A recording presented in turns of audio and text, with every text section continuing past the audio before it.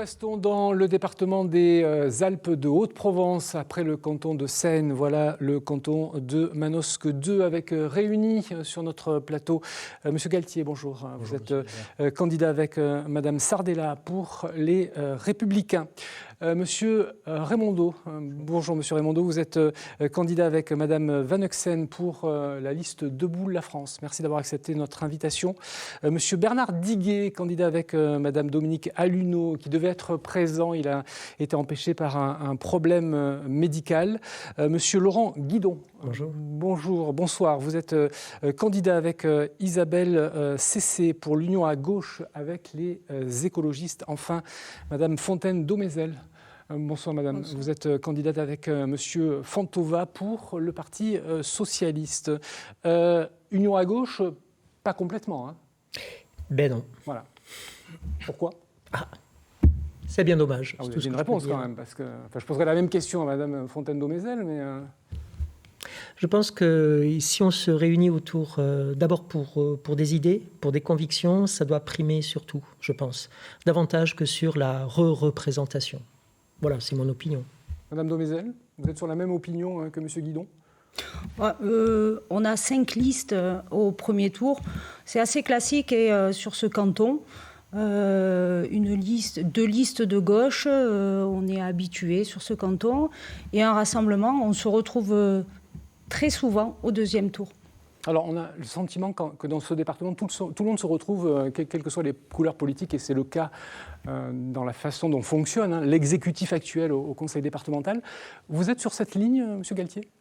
Absolument pas. Ces 3 dernières années, il y a eu une gouvernance partagée suite au décès tragique du président Sauvan. Exactement. Et la droite et la gauche se sont réunis pour faire fonctionner l'administration du département. C'était peut-être nécessaire à l'époque. Ça n'aurait pas été mon choix si j'avais été au sein de cette assemblée. Maintenant, les choses sont très claires. Il y a 2 groupes politiques. Le groupe de M. Guidon, qui est en capacité de gouverner le département demain.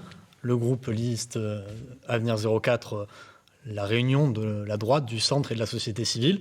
Et après, il n'y a que ça, puisque Mme Daumézel avec M. Massette n'est pas en capacité de gouverner demain le département, et M. Raymondeau avec Debout la France non plus. Alors, pourtant, dans votre liste, il y a des conseillers départementaux sortants qui ont participé à cette gouvernance partagée. Au nombre de 5 sur 26. Oui, enfin, ça fait 5 sur 26. 5 sur 26. Donc là, ils seront véritablement, si vous l'emportez, avec vous, il n'y aura pas de gouvernance partagée, ce sera clair, net et précis. Notre objectif est d'avoir 8 cantons sur les 15 nécessaires et nous aurons une gouvernance claire avec une vision du département que nous portons. Monsieur Raymondeau, vous n'étiez pas candidat aux dernières élections départementales. Vous vous situez où sur l'échiquier politique ? Entre les Républicains et le Rassemblement national, il n'y a pas de candidat sur ce canton. Où est-ce que vous vous situez entre les deux ? Ou alors Debout la France peut incarner un projet à part entière, tout seul, sans personne ? Alors, je suis issu du Parti des Républicains, parce que j'ai eu quand même la chance et l'honneur d'en faire partie depuis de nombreuses années. Mais face à certaines... Il y en a beaucoup, au sein de Debout la France, il y en a beaucoup qui ont fait partie, soit de l'UMP, soit du RPR à l'époque, de M. Dupont-Aignan, entre autres. Tout à fait. Et pourquoi vous avez quitté ce parti ? Parce que je trouvais qu'il y avait un petit peu d'ambiguïté, surtout au niveau de la région, parce que je suis à la même temps tête de liste pour les régions des Alpes de Haute-Provence avec le Parti Debout la France. Et je souhaiterais rejoindre un parti avec une ligne peut-être un peu plus droite face un petit peu aux Républicains, où on voit qu'avec certains membres du Parti de la République En Marche, il y a peut-être des accords. Enfin, je ne suis pas là ni pour analyser ni pour critiquer, mais voilà, donc j'ai repris mon autonomie. Et voilà. Vous avez candidat de la République En Marche sur votre liste ? Absolument pas. Une liste avec 13 cantons, 13 candidats. Je parlais des régionales. Je parlais des... les régionales. Oui, non, mais on est sur les élections départementales. Voilà, c'est pour ça. Non, mais il n'y a pas d'ambiguïté, que les choses soient claires. Non, absolument pas. Pas de candidat de la République En Marche. La République En Marche que vous avez quittée, vous avez été député, vous étiez la suppléante de Christophe Castaner. C'est un choix que vous ne regrettez pas. Vous êtes revenu à votre parti d'origine, j'allais presque dire. Pour quelle raison ? La raison... Vous n'êtes plus en accord avec la politique du gouvernement? Ah oui, c'est très simple, vous l'avez bien résumé. La République En Marche était constituée ni droite ni gauche, mais enfin avec des droites et des gauches. Moi, j'ai toujours gardé mes convictions à gauche. La République En Marche se droitisant, j'ai quitté la République En Marche, vous le dites, tout naturellement. Alors, vous serez interrogé un petit peu plus tard dans l'émission par M. Bonnet, Yvan Bonnet, qui est journaliste à la Provence. Pour l'instant, on va évoquer une compétence qui est une compétence importante du département. Il s'agit des collèges. Nous sommes allés dans la rue, nous sommes allés à votre rencontre. Nous vous écoutons. Ils ont des gymnases, ils ont quand même pas mal de matériel à disposition, la piscine. En termes de collège, c'est plutôt bien. Nous, on a des tablettes aussi et déjà, je trouve que c'est pratique pour les personnes qui n'ont pas vraiment les moyens d'en acheter, etc. Et ça peut être un outil de travail. Je suis enseignante dans un collège, donc peut-être une meilleure gestion du parc informatique, parce que c'est assez chaotique. Faire des actions pour l'écologie, tout ça, serait une bonne idée. Ouais. Je trouve qu'à la cantine, ceux qui veulent ne pas manger de viande et tout, c'est pas du tout adapté aux végétariens. Peut-être plus de sécurité au niveau du collège. Peut-être un interphone à l'extérieur, que ça soit bien fermé, que les enfants ne puissent pas sortir.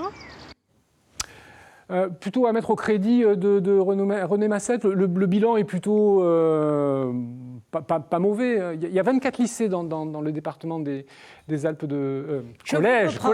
C'est vous qui m'avez perturbé avec les régionales tout à l'heure. Évidemment, 19 publics et 5 privés. Enfin, il y a 24 collèges, me semble-t-il, mais je parle sous votre contrôle dans le département des Alpes de Haute-Provence, pas lycée, collège. Il faut en construire, ou ça suffit, il faut juste peut-être faire des travaux de rénovation. Quelle est votre position? Plus de collèges, les transformer, rajouter la sécurité? Nous vous écoutons, M. Guidon. Je dirais qu'il faut déjà poursuivre le plan de rénovation des établissements qui a déjà été commencé. Par rapport à cela, je pense qu'il faudrait quand même revoir les choses aussi au regard de ce qui vient de se passer avec cette crise sanitaire. Au niveau des espaces, au niveau de la circulation dans les collèges. D'autre part, la rénovation des collèges doit aussi prendre en compte les problèmes de transition écologique pour l'isolation thermique, etc., etc. Voilà, donc ça, c'est un chantier important. On a parlé tout à l'heure de la gestion du parc informatique, de la gestion en fait de l'environnement informatique. C'est un très très gros problème aussi. J'ai énormément professeur moi-même, j'ai énormément aussi de retours de mes collègues qui se plaignent. On a besoin d'avoir quelque chose d'efficace et de fiable. Voilà. Dernière chose, et c'est toujours, il faut intervenir davantage au niveau de la cantine, vraiment pour proposer une alimentation qui soit qui soit fondée sur le local, sur le bio, mettre en place, par exemple, les menus végétariens qui sont une obligation. Monsieur Galtier, il faut construire un collège. Construction d'un collège, c'est équivalent d'un lycée, c'est 30-40 millions d'euros. La construction, je ne parle pas des coûts de fonctionnement, ou à peu près, on est dans une échelle à peu près cohérente, c'est à peu près ça l'enveloppe. Il faut en construire un supplémentaire, 2, 3, 4, ou alors ça suffit. On a une problématique aujourd'hui sur Manosque précisément, c'est qu'on a fait un nouveau collège sur le collège au niveau de Volx, donc petite commune autour de Manosque, sur le bassin. On l'a fait aussi sur la commune de Sainte-Tulle. Et malheureusement, les deux collèges manosquins, que sont le collège Jean Giono et le collège du Mont-d'Or, ont été laissés dans un état assez pitoyable, puisque le collège du Mont-d'Or, aujourd'hui, ça fait 5 ans que l'on parle d'une rénovation. Alors, M. Massette a annoncé qu'il y aurait un grand plan de rénovation. 2,2 millions, je crois, débloqués pour... Alors, je vais vous dire les chiffres. Ouais. En décembre, c'était 15 millions d'annoncés. Au mois de février, c'était 12. Et maintenant, c'est 10. Alors, peut-être que dans 2 mois, quand M. Massette continuera ou pas, ce sera 5. Je crois qu'il faut envoyer beaucoup d'argent sur le collège du Mont-d'Or pour le rénover, parce qu'avant de construire de nouveaux collèges, on s'occupe déjà de son patrimoine. Madame Domézel. Merci de me donner la parole pour répondre. Donc, juste pour vous corriger, c'est 16 collèges qui sont en charge du département, pas 19, mais 16. Bon, j'avais lu 24. Oui, c'est 16. C'est 16 qui sont totalement en charge avec le... 19, donc, 16, 24, bon. Donc, ce qui a été voté et chiffré, c'est 12 millions. 12 millions pour ce collège du Mont d'Or. Depuis 20 ans, tous les collèges ont été priorisés au sein du bassin manosquin, puisque, comme vous le disiez, merci de rappeler que Volx a été construit, a été agrandi, Sainte-Tulle a été construit, a été agrandi. Pour le collège de Giono, ça a été le cas. Et aujourd'hui, vous savez, nous sommes un département rural. Et nous ne pouvons pas faire tous les collèges en même temps. Et nous avons fait une programmation par rapport à ce collège. Je suis... Allez-y, excusez-moi. En ce qui concerne les collèges, on a développé le numérique, mais aussi, on parlait de la restauration des collégiens. Moi, je suis très fière que les collégiens puissent avoir la démarche régale et manger avec des circuits courts. Monsieur Raymondou, votre position sur les collèges? Tout à fait d'accord. Combien, 19, 16, 24 Écoutez, moi je vais dire peut-être 16, 12. parce que, mais si c'est le chiffre exact, mais tout à fait d'accord avec M. Galtier sur le collège du Mont d'Or. Moi j'ai fait ma scolarité à près de 40 ans, et pour être allé le visiter, c'est vrai que je n'ai pas trop trouvé de changement. À mon avis, il faudra mettre le paquet là-dessus. Moi j'ai été surpris, y compris sur les nouveaux collèges, que le confort et la sécurité des élèves à l'extérieur n'est pas trop prise en compte. Enfin, je m'explique que, par exemple, ne serait-ce que d'attendre le bus, il n'y a pas de banc, et ne serait-ce qu'un abri pour pouvoir s'y abriter, parce que, bon, il arrive à ce qu'il pleuve chez nous. Je pense que les aménagements extérieurs... Qu'est-ce que vous pouvez faire en termes de sécurité autour des collèges? Alors, la sécurité est un thème qui s'invite dans le débat des régionales et des départementales. Oui. Je sais que c'est une compétence régalienne. Quel levier vous pouvez activer, département, collectivité locale? Moi, je parlais de la sécurité physique, c'était déjà donc des bancs, des abris, de quoi stationner des trottinettes. Alors moi, je rebondis sur la personne qui a dit qu'il faudrait mettre un téléphone. Mais aussi, il serait peut-être bien que de temps en temps, une patrouille, ce que le font certainement, puisse passer. Parce que c'est à cet âge-là que des fois, on est un âge charnière où on peut des fois basculer dans la petite bêtise ou la petite... Voilà, donc c'est bien que de temps en temps, il y ait ce contact avec les forces de l'ordre, ne serait-ce que pour se connaître, et ce qu'on appelait avant la police de proximité, et les gens connaissent les parents et vice-versa. Monsieur Galtier, sur la sécurité. Juste revenir, dans le contrat d'avenir, Madame Domézel, c'est bien 10 millions qui a été inscrit pour le collège du Mont d'Or, pas 13. Et non, 12. Je n'ai pas dit 13. Ah, ça, c'est comme le nombre de lycées, de collèges, on va pas être... 12, c'est voté. Alors, sur la sécurité, il y a une dame... C'est le contrat d'avenir. Sur le contrat d'avenir. Il y a une dame que nous avons entendue qui disait qu'il faudrait de la sécurité autour des collèges, ne serait-ce qu'un interphone. Vous pouvez, voilà, vous avez des choses que... Plutôt que de parler de ce que nous pourrions faire au département, moi, je vais vous dire ce que j'ai fait à la ville de Manosque en tant que maire. Vous êtes maire de la ville de Manosque. Nous avons mis en place. Mais là, vous êtes candidat pour les élections départementales. Nous avons mis des portiques de sécurité. Oui, mais il vaut mieux les actes que les paroles, Madame Domézel. Eh oui, mais là, c'est le candidat pour les départementales, Monsieur Galtier. Nous avons mis les portiques de sécurité et les visiophones qui seront installés avant la fin de l'année, un an après notre arrivée. Nous proposons d'installer des caméras sur l'ensemble des collèges du département, et nous allons remettre des médiateurs au choix des municipalités. C'est-à-dire que sur Manosque et à la Motte du Caire, nous n'avons pas les mêmes problématiques aux abords des collèges. Donc ce que j'ai proposé au président Massette en décembre, c'est de mettre 50% communes, 50% départements pour engager, en termes de financement, pour engager des médiateurs et les remettre devant les collèges, chose qui a été supprimée par l'actuelle majorité. Monsieur Guidon, un mot sur la sécurité autour des collèges et dans les compétences, encore une fois, limitées.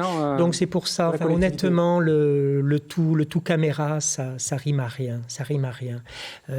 C'est pas de ça dont on a besoin. Pourquoi ça rime à rien? Il faut être au plus près des jeunes. C'est ça surtout. Et je pense que le département, le département a son rôle à jouer, un rôle d'éducation en partenariat avec les personnels de l'éducation nationale, à la civilité, à la sécurité, voire à la civilité, j'ai envie de dire la civilité aussi écologique. Donc il faut recruter des médiateurs, il faut recruter des assistantes sociales pour prendre en charge cette population-là qui est, non, c'est pas une question de population. C'est pas une question de population. Je parlais des collégiens. Oui. Pour ce qui concerne, pour ce qui relève des compétences du département, je pense qu'il faut que le département puisse s'investir en aidant des associations pour avoir une présence supplémentaire auprès des jeunes. C'est par l'éducation. Forcément. Le département ne veut pas tout faire. En revanche, il y a des forces vives dans le département. Et notre optique de cette union de la gauche écologique, solidaire et citoyenne, c'est justement d'être en concertation avec les personnes de terrain, les habitants, les élus, les associations, pour répondre aux besoins là où ils se trouvent. Bien sûr, la problématique au Mont d'Or n'est pas celle de la Motte du Caire. C'est pour ça qu'il faut être en phase avec les gens. On va retrouver Yvan Bonnet de la Provence. Il a une question à vous poser. Rebonsoir Yvan, nous vous écoutons. Alors bonsoir madame, bonsoir messieurs. Manosque est la capitale économique du département, sans en être la préfecture, qui est digne, comme chacun sait. Depuis des années, il y a eu des investissements qui ont été effectués. Vous l'avez souligné sur les extensions des collèges, notamment à Volx, notamment. Il y a eu aussi une déviation à l'entrée de Manosque. Il y a eu le pont de la Durance, où un gros investissement a été effectué. Actuellement, il y a un projet de réhabilitation du collège du Mont d'Or. Ma question est simple. Est-ce que vous estimez que l'apport du département est à la hauteur de la première ville des Alpes de Haute-Provence? Alors, Madame Fontaine-Daumézet, vous avez entendu la question ou Oui. Bon. À moitié. À moitié. Je vous invite à y répondre. Voilà, est-ce que, clairement, et je vais résumer très rapidement ce qu'a dit Yvan, est-ce que Manosque est suffisamment bien aidé par le département ? Alors que ce n'est pas la capitale du département. Je résume très rapidement. Oui, très bien. Il faut avoir une vision globale du département, une solidarité départementale. On ne peut pas mettre tous les fonds à Manosque et on ne peut pas être un conseiller départemental, un maire ce n'est pas un conseiller départemental. On doit avoir une vision beaucoup plus globale. Est-ce que les investissements ont été faits dans le bassin manosquin ? Je pense que ça a été équilibré sur l'ensemble du département, puisque c'est ça le rôle du département. Il faut prendre cette hauteur-là et de se dire qu'il y a des inégalités territoriales, le territoire étant notre département, qu'il faut corriger. Nous savons que nous avons des territoires plus riches, plus pauvres, et on doit corriger ces inégalités. On ne doit pas centrer toute notre énergie non plus sur un territoire parce que c'est le plus dynamique économiquement. On doit avoir cette solidarité générale. Et aujourd'hui, vous estimez que la politique qui a été celle de M. Massette va dans ce sens-là? Bien sûr. On est très fiers de ce qui a été fait puisque nous avons été aux 4 coins du département en solidarité avec, par exemple, la mise en place de contractualisation pour avoir des projets structurants aux 4 coins du département. Monsieur Galtier, vous avez eu un échange avec Monsieur Massette qui vous a répondu. Vous l'avez interpellé très directement sur cette question-là, en estimant que Manosque n'était pas très bien servi de la part du département. Il vous a répondu que ce que vous lui demandiez était des compétences qui ne dépendaient pas du département. Vous êtes toujours sur ce point de vue ou son courrier a réussi à vous convaincre ? Ce n'était pas à lui qu'il fallait demander des sous, en tout cas sur les points que vous évoquiez. C'est facile de se cacher derrière la loi NOTRe et les compétences obligatoires. Néanmoins, juste sur une compétence obligatoire du département qui est la voirie, les routes, les départements et les conseillers départementaux sortants ont sorti une règle absurde qui dit que les routes départementales à l'intérieur des agglomérations ne sont pas prises en charge par le département et sont à la charge de la commune. C'est-à-dire que Ville de Manosque, 23 000 habitants, 55 000 personnes viennent chaque jour et chaque soir sur le territoire manosquin et c'est le contribuable manosquin qui paie les routes. Je vous donne un exemple. Il y a eu une dame qui est décédée en novembre dernier parce que la sécurisation de l'avenue du Beron n'était pas faite après des années de demandes auprès du département. Le maire que je suis a dû faire les travaux, payer 80 000 euros et demander l'autorisation au département pour faire ces travaux-là. Et ça, normalement, ça aurait dû être à la charge du département. À la charge du département, c'est complètement absurde, il faudra changer ces règles. Monsieur Raimondo, sur la question qui est posée par mon confrère de la Provence. Écoutez, moi je suis un petit peu mitigé là-dessus, c'est parce que je peux comprendre qu'on a eu l'impression d'avoir été un petit peu délaissé, mais est-ce qu'on ne doit pas être solidaire des fois des territoires où il y a peut-être un peu moins de ressources, parce que moins d'entreprises, moins de taxes qui rentrent, et donc... voilà, alors c'est vrai qu'il y avait des priorités peut-être, notamment surtout sur... tous les cheminements qui montent vers les stations de ski. Alors, bon, à travers ça fait aussi briller le tourisme, notre département. C'était un choix, c'était des priorités. Voilà, c'est vrai que... Je vous redonne la parole, mais on n'a pas entendu sur cette question-là, monsieur Guidon, et je souhaiterais... Vous êtes surpris, je partage l'avis de monsieur Galtier. Et je pense qu'il faudrait, effectivement, au niveau de la voirie, je pense que le département est parfaitement concerné, y compris... dans les municipalités et à l'abord des municipalités par la sécurisation. Il faut sécuriser les voiries, mais pas seulement pour les voitures aussi.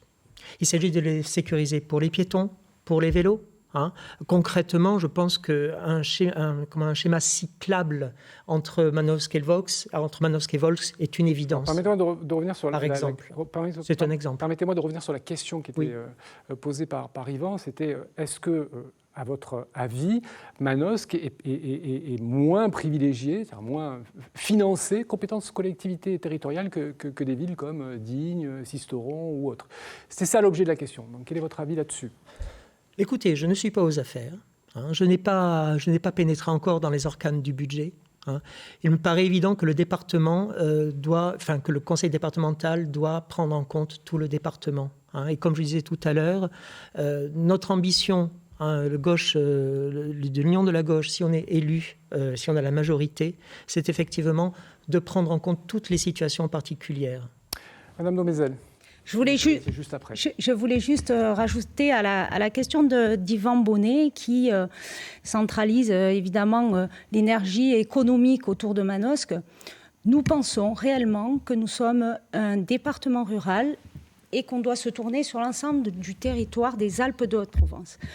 Nous ne ferons pas le choix de nous retourner vers les Bouches-du-Rhône, comme le fait M. Galtier dès qu'il le peut, pour se retourner avec sa société publique locale pour Cœur de Ville, vers laquelle il se tourne vers le bassin, la métropole d'Aix-Marseille, alors que Cœur de Ville, on pourrait se tourner vers Digne.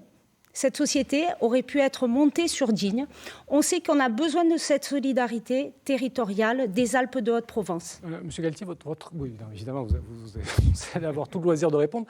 Votre cœur balance plutôt du côté du département des Bouches-du-Rhône que de votre propre département. Madame Fontaine-Daumézel dit oui encore, plutôt que du département des Alpes de Haute-Provence. Oui. Écoutez, comment répondre à cette question-là ? Ce que Madame Daumézel oublie certainement, c'est qu'elle a peut-être été à l'action sur Action Cœur de Ville. Ce qui est bien, c'est qu'elle et son gouvernement, malgré les 5 milliards d'annonces, ils ont apporté 0 € à la ville de Manosque. Aujourd'hui, la ville de Manosque, dont je suis maire, se dote de 2 outils. Elle en a oublié un, mais c'est pas grave vu qu'elle oublie un certain nombre de dossiers. Le premier, c'est une société publique d'aménagement pour se tourner vers les experts de la ville d'Aix et de la CEMEPA pour retravailler sur les espaces publics manosquais.